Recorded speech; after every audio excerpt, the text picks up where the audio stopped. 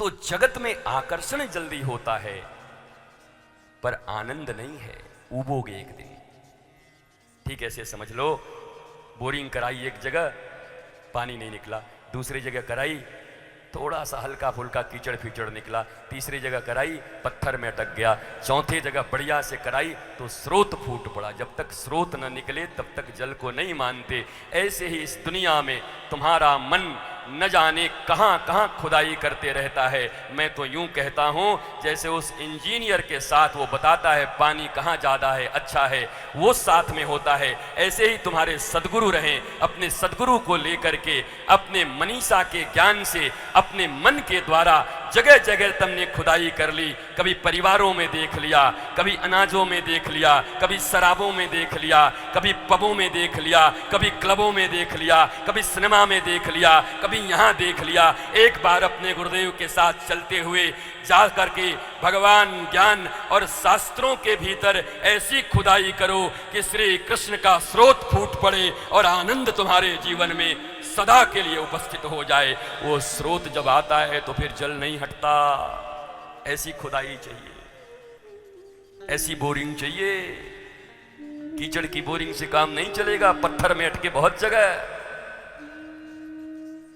दिल के अरमान तो कई बार बह गए हैं।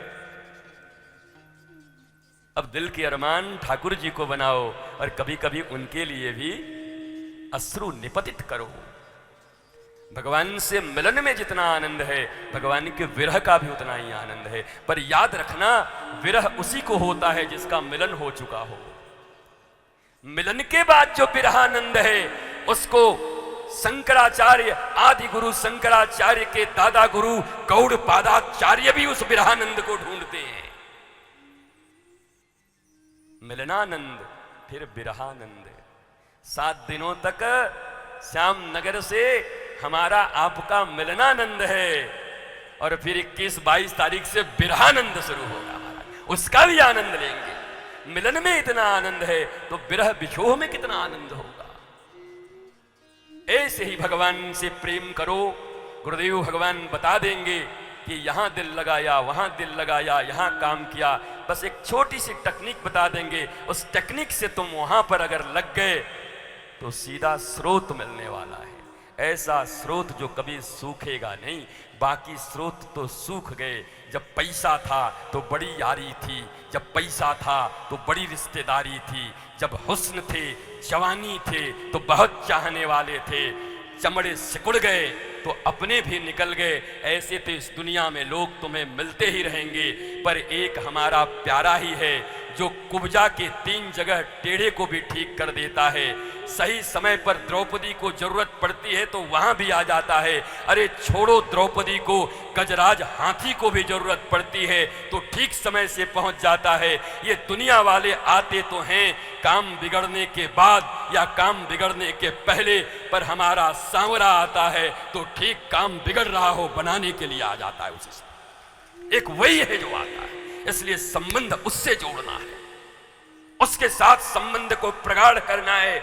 और उसके साथ संबंध प्रगाढ़ करने के अगर कोई निष्णात व्यक्ति इस दुनिया में है तो तुम्हारे सद्गुरु हैं, तुम्हारे लिविंग मास्टर हैं, तुम्हारे लविंग मास्टर हैं, तुम्हारे स्पिरिचुअल मास्टर हैं।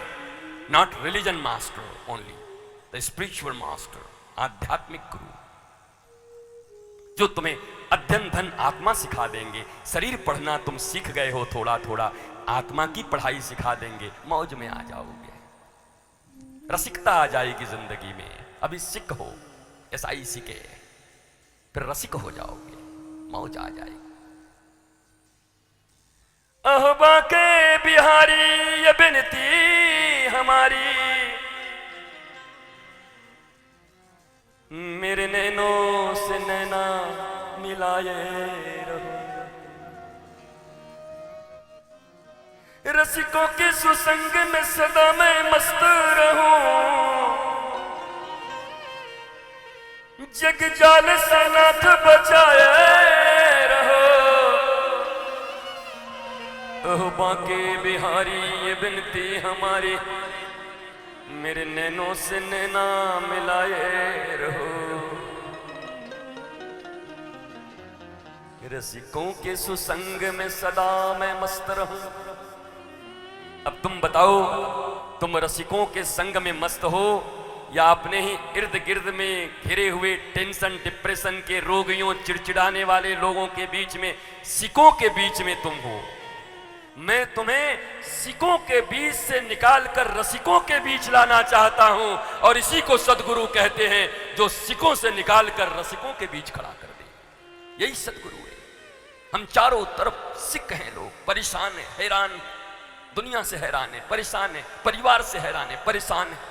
चारों तरफ प्रकाश नहीं दिखाई पड़ती, अंधकार दिखाई पड़ता, तकलीफें दिखाई पड़ती, लेकिन एक ऐसा प्यारा जीवन में आता है, एक ऐसा सदगुरु जीवन में आता है, एक ऐसा स्पिरिचुअल मास्टर आता है जो उस जगह से निकाल करके तुम्हें रसिकों के बीच खड़ा कर देता है। और जब वो रसिकता तुम्हारे भीतर आ जाती है, तुम भी पहले बुझे हुए दीपक थे, वो तुम्हें जले हुए दीपकों के बीच ले आता है। तुम्हारे दीपक जब जल जाते हैं तो तुम्हारे परिवार परिजन में जो पहले से बुझे हुए दीपक थे, अब तुम जाकर के उनको भी जला देते हो, वो सिक भी रसिक बन जाते हैं। बोलो, तुम चाहते हो कि नहीं कि तुम्हारे घर में माता पिता, सारे बंधु बांधव, परिवार सब आनंदित हो जाएं? इसके लिए पहले तुम्हें गुरु ज्ञान से रसिक बनना होगा। My dear, come here, don't fear, I am here. जगत के सुख में और जगदीश के सुख में अंतर है। तो हर आदमी काम तो करता है सुख के लिए, पर अज्ञानता से करता है, इसलिए सुख का काम करने में दुख मिल जाता है। पर जब वही काम गुरु के निर्देश से, गुरु की कृपा से, आत्म प्रज्ञा से, प्रबोध से, समझ से, बुद्धि से, विवेक से करेगा, तो उसके द्वारा किए गए कर्म उसके जीवन में सुखाड़ नहीं, वर्षा कर देंगे। किसकी? फूलों की। किसकी? शीतल वर्षा। और फिर जब तुम कहीं निकलोगे तो क्या होगा? जिस रास्ते से तो निकले वो फूलों से भर जाए, तेरे पैर की कोमल आहट सोते भाग्य जगाए। एक तू ही धनवान है प्यारे, बाकी सब कंगाल। चांदी जैसा नहीं, सोने जैसा रंग है मेरा, चांदी जैसे बाल। अब बाल ही चांदी जैसा हो गया, बताओ क्या करें? एक तू ही। अब ये गाना बताओ किसके लिए? ये प्रबुद्ध पुरुष के लिए, तुम्हारे लिए। वो व्यक्ति जो निष्णात हो जाए, जिसके दीपक जल जाएं, जिसे आत्मज्ञान मिल जाए, तो जिस रास्ते से वो निकले वो फूलों से भर जाए।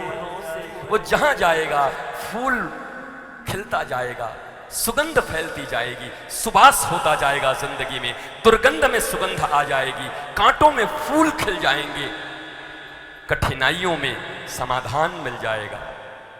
तेरे पैर की कोमल आहट। क्या इन 7 दिनों में इस पांव की कोमल आहट श्याम नगर के 2, 4, 5 लोगों के भी सोए हुए भाग्य को नहीं जगा पाएंगे? जगाएंगे साहब, पक्का जगा पाएंगे। और अगर सुने तो हजारों के जग सकते हैं, देश दुनिया में सुन रहे लाखों के जग सकते हैं।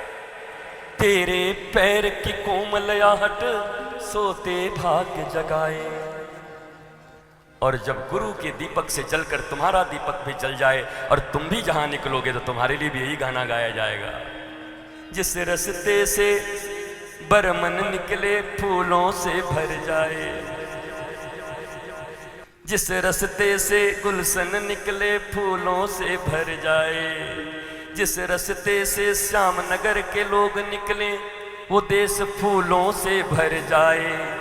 इनके कदम जहां पड़े तो सोए हुए भाग जग जाए। एक हम ही सब धनवान है प्यारे, जो कथा नहीं सुन रहे वो कंगाल। जो कथा न सुने, जो ज्ञान की बातें न सुने, वो कंगाल ही तो है, और क्या है? कंगाल है, और क्या?